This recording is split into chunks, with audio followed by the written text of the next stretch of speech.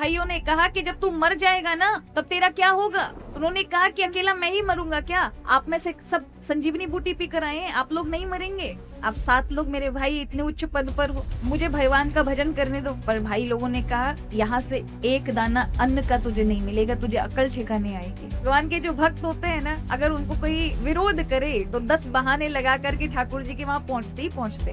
भाई लोगों ने धक्के मार के बाहर निकाल दिया। गांव से बाहर बहुत दूर 20 मील दूर जाकर के एक जंगल में बैठ गए। और एक समय स्नान करते करते एक भक्त थे राजस्थान के जिनका नाम था कुंभन दास, कुंभन जी महाराज। तो इनके यहाँ क्या था, इनके 7 भाई थे। 7 भाई राजा के अधिकारी थे, अच्छे अच्छे पद पर थे। अब क्योंकि ये सबसे छोटे थे, इनका संतों के प्रति अत्यधिक रुचि थी, नाम भगवान के प्रति अत्यधिक रुचि थी। तो अपना नियम जब पूजा इसमें ही अपना सारा समय व्यतीत करते। आसपास कभी कोई सुन लेते संत आए हैं, सत्संग हो रहा है, सब काम छोड़ करके वहां जाते थे। 1000 बहाने बना करके जाते थे। कितने आप में से होंगे महाराज तरह तरह के बहाने बना करके आए होंगे, यहाँ जा रहे हैं वहां जा रहे हैं। क्योंकि भगवान के जो भक्त होते हैं ना, अगर उनको कोई विरोध करे तो 10 बहाने लगा करके ठाकुर जी के वहां पहुंचते ही पहुंचते। तो यहाँ ये कुंभन दास जी संतों का बड़ा भाव रखते थे, संतों के यहाँ जाते थे, सत्संग करते थे। तो भाइयों ने इन पर कहा कि तुम्हें अब घर में या तो 2 ही काम से रह सकते हो, या तो ये सब छोड़ छाड़ के नौकरी करो या फिर अपनी गृहस्थी बसाओ। उन्होंने कहा भैया तुम लोग हो ना, अगर ना एक बना, आप 7 लोग मेरे भाई इतने उच्च पद पर हो, मुझे भगवान का भजन करने दो। पर भाई लोगों ने कहा घर से निकलना पड़ेगा। अगर तुम नहीं नौकरी करते, नहीं विवाह करते, तो तुम्हें घर में रहने की आवश्यकता नहीं है। तो उन्होंने कहा कि मुझे तीसरी शर्त मंजूर है, भगवान का भक्त संतों का संग मैं नहीं छोड़ सकता, मेरा जीवन नहीं है इसके बिना, मुझे विवाह नहीं करना, मुझे नौकरी भी नहीं करनी है। तो भाइयों ने उनको अकल ठिकाने लगाने के लिए घर से बाहर कर दिया और कहा कि यहाँ से एक दाना अन्न का तुझे नहीं मिलेगा, तुझे अकल ठिकाने आएगी। भाई लोगों ने धक्के मार के बाहर निकाल दिया।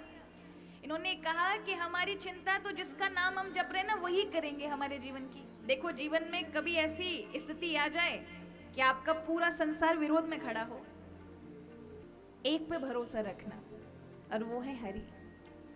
आज भाइयों ने निकाल दिया तो कहा कि वही व्यवस्था करेंगे। तो भाइयों ने कहा कि जब तू मर जाएगा ना तब तेरा क्या होगा। तो उन्होंने कहा कि अकेला मैं ही मरूंगा क्या, आप में से सब संजीवनी बूटी पी कर आए, आप लोग नहीं मरेंगे। बोले अगर हम मर भी गए ना तो हमारे पीछे पूरे बाल बच्चे हैं, वो हमारी चिता को अग्नि देंगे, हमारे संस्कार करेंगे। तेरे पास क्या है, तू विवाह नहीं करता, और जब तू मर गया तो तुझे कौन अग्नि देगा। अरे तेरा शव ऐसे ही गीदड़ इत्यादि खाएंगे, चील इत्यादि नोचेंगे। तो यहाँ कुंभन जी कहते हैं चाहे कुछ भी हो, जिसने ये शरीर दिया है ना वही भोजन देंगे, और जिन्होंने ये शरीर दिया है वही अब मेरी चिता को अग्नि भी देंगे। और उसी दिन से अपने परिवार से नाता तोड़ के, क्योंकि बहुत अपमान किया था, निकल गए और गांव से बाहर बहुत दूर 20 मील दूर जाकर के एक जंगल में बैठ गए, केवल भगवान का ही नाम रटते। और कहते ना प्रभु ने दाने दाने पर लिखा है खाने वाले का नाम। जो भी उस जंगल से, वैसे लोग निकलते नहीं थे, लेकिन उनका ऐसा भाव, राम जी उनकी व्यवस्था करते थे कि हर दिन 2-4 वहां से यात्री निकलते, और वो जब देखते तो उनके पास पर्याप्त खाना होता कि अच्छी अच्छी सामग्री बनी बनाई उनको वहां मिलती बैठे बैठे जंगल के अंदर।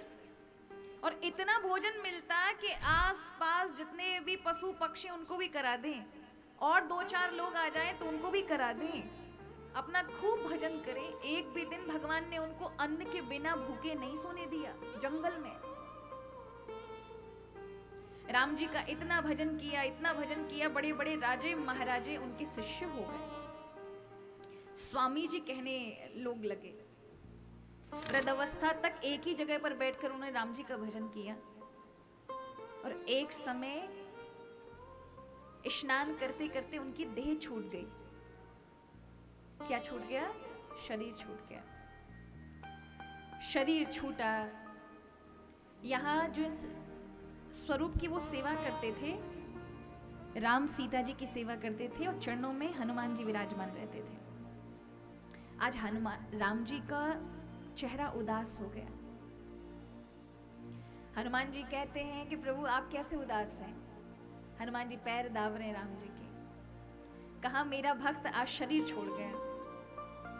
बोले प्रभु है तो आप ही के धाम में ना, अगर वो शरीर छोड़ गया तो वो तो आपका ही अपना है, शरीर ही तो छोड़ा है, आत्म तत्व से तो आपके चरणों में आके विराज गया।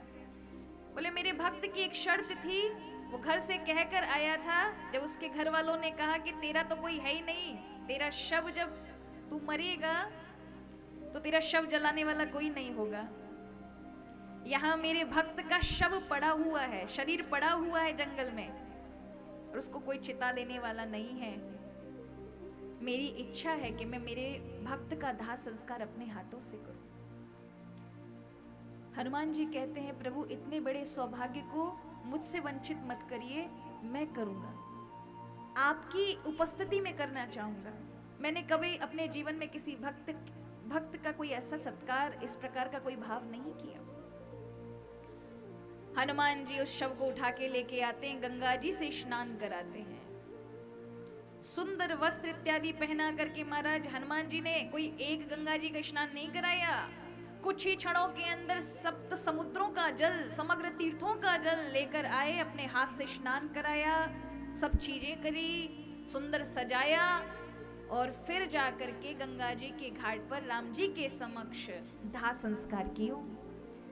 राम जी स्वयं विराजमान हो, हनुमान जी ने चिता का दाह संस्कार किया भाई के रूप में। तो वो जो धुआं उड़ा था ना, वहां पास में ही जंगलों में महान प्रेत रहते थे। कौन रहते थे? महान प्रेत, बड़े बड़े भूत प्रेत महाराज। वह धुआं को सूंघ के सब भगवान की प्राप्ति को हो गए, सबको भगवत प्राप्ति हो गई केवल उस चिता के धुएं से। बेचारो एक भूत जो था वो नहीं हमारा टाइम पे रहा होगा, कहीं गया होगा। और वो जब धुआं सब विराम हो गया, कई महीने व्यतीत हो गए, तो वो लौट कर आता है तो देखता है उसका तो कोई कुनवा ही नहीं है महाराज, यहाँ तो कोई है ही नहीं, खाली है सब, चारों ओर दौड़ता है उस जंगल में, कहीं कोई नहीं। तो एक संत जहाँ तप कर रहे थे उनसे पूछते हैं कि यहाँ पर जो हमारे पूरे वो थे सब कहाँ गए?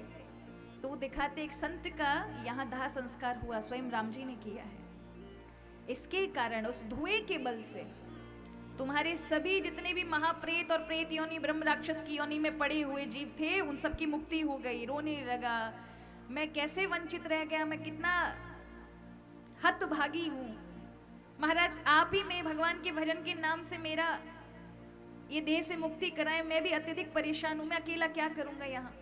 रोने लगा। तब संत ने कहा मेरे अंदर इतना बल नहीं है कि मैं तुम्हें मुक्त कर दूं, पर मैं एक कार्य कर सकता हूं, जिस जगह संत का वो संस्कार हुआ है वहीं पर दोबारा से लकड़ी लगा करके राम जी के नाम को लेकर के अग्नि जला दूं, अगर वहां पर फिर से संत की कृपा हुई तो उसके धुएं से दोबारा तुम्हारी मुक्ति हो जाएगी। उसने कहा महात्मा जी करिए मेरे लिए।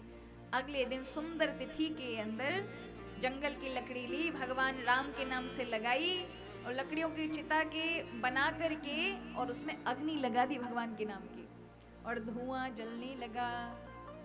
वो जो दाह संस्कार संत का हुआ था जिस जगह, उसी जगह लकड़ी लगाई गई।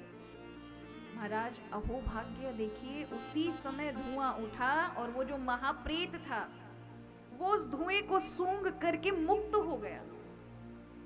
मतलब महीनों के बाद भी जब अग्नि जलाई गई उसका असर इतना था, मतलब उस धाम का, उस स्थान का जहां पर संत ने का दाह संस्कार हुआ।